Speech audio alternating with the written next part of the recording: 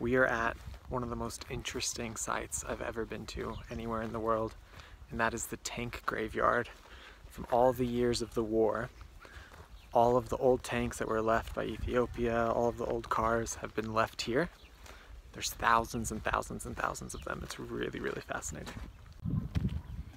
Everything here in the graveyard was from the Ethiopian army and either left behind or taken by the Eritrean in the 30-plus year war for independence that continued until 1991, but really even until recently, until this year, a final peace was signed. So now I'm on top of one of the tanks. They're literally everywhere. This place is way bigger than I thought. It's so fascinating.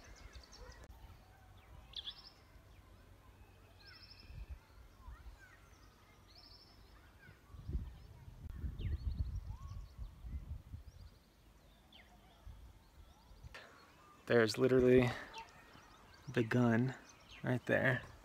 And there's just like dozens all around me, different military vehicles. It's not at all what I was expecting, but it's super, super cool.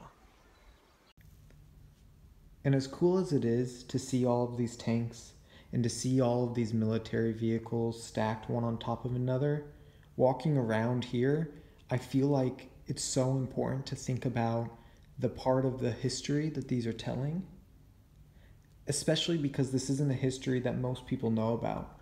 The war between Ethiopia and Eritrea was an incredibly deadly one. It really devastated the entire country of Eritrea, also devastated parts of Ethiopia.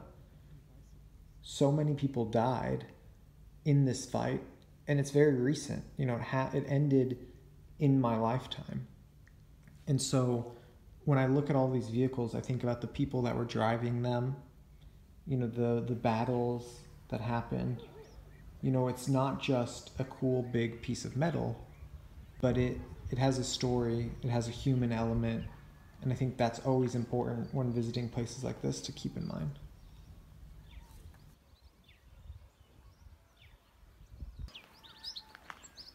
They're just stacked upon each other. Just like, oh, that was an animal. Oh, what are these? What is all of that?